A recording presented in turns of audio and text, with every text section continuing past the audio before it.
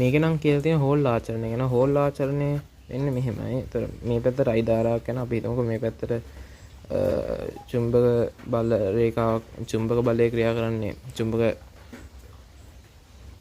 B ක්‍රියා කරන්නේ මෙහෙම එකක් තියෙනවා. ඕකේ I ක්‍රියා කරන්නේ මේ පැත්තට B ක්‍රියා කරනවා ලම්බකව. හරිද? අපි හිතමුකෝ මේ පැත්තේ ඉලෙක්ට්‍රෝනයක් එනවා කියලා. ඉලෙක්ට්‍රෝන මේ පැත්තෙන් එනවා.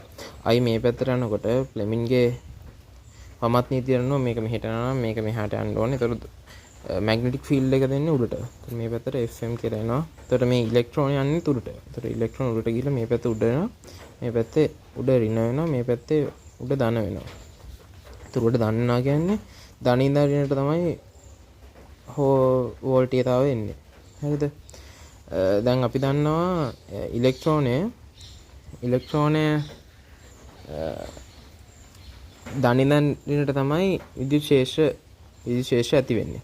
මේක ඉලෙක්ට්‍රෝනයකින්ද මේ පැත්තට පල්ලෙහාට තමයි F ඉලෙක්ට්‍රෝන හැදෙන්නේ. ඒතර මේකේ සමීකරණ ගත්තාම Fe සමානයි F මැග්නටික්. ඒතකොට මේකේ Fe වෙන්නේ EQ, FM වෙන්නේ BQV, Qට Q කැපෙනවා. E කියන එක අපිට ලියන්න පුළුවන් V බෙදීම D සමාන D කියන්නේ මේකේ පළල. B V කියලා මෙහෙම ලියන්න පුළුවන්. මේක H කියලා දාන්න මේක හෝල් වෝල්ටීයතාවයෙන් විතර හෝල් වෝල්ටීයතාවට සමීකරණයක් කරනවා BQD. මේක තමයි හෝල් වෝල්ටීයතාව සමීකරණය. මේක ඉලෙක්ට්‍රෝන යන නැතුව ධන එකක් වුණා කියමුකෝ. මෙහෙම තියෙන එක. අයි මේ පැත්තට යනවා. මේ පැත්තට එහෙම එකක් තියෙනවා. ධනාංශය මේ පැත්තට යනවා කියලා කියමුකෝ. මේකට ඒක දැම්මත් ඒත් තියෙන උඩටම තමයි මැග්නටික් ෆීල්ඩ් එක FM එන්නේ උඩට.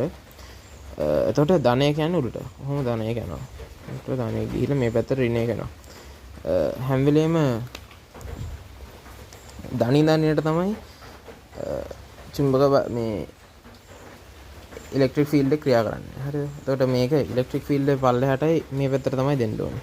මේක ධනින්ද කොහොමද පල්ලෙහාට යන්නේ? එතකොට Fe කියන්නේ මේක. Fe මේක ආයේ මෙතෙන්ට මේකම තමයි ඉන්නේ. මේ සමීකරණය තමයි ඉන්නේ. එතකොට වෝල්ටීයතාවය එන්නේ ධනින්ද ඍණයටනේ. එතකොට මේක තමයි V වෙන්නේ. උත්තර 4 ගෙවුවාන් පස්සේ ඔක පොඩ්ඩක් පැටලෙන එකට තියෙන හෝල් වෝල්ටීයතාවයේ ලකුණ සන්නායක තුල ධාරාව ගෙන යන වාහක ලකුණෙන් සොයාගත වෙයි. සොයාගත වෙන්නේ නැහැ.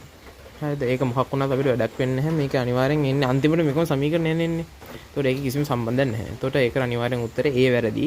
B හා C දෙකම හරි වා කියවලා බලන්න. දෙකම හරි.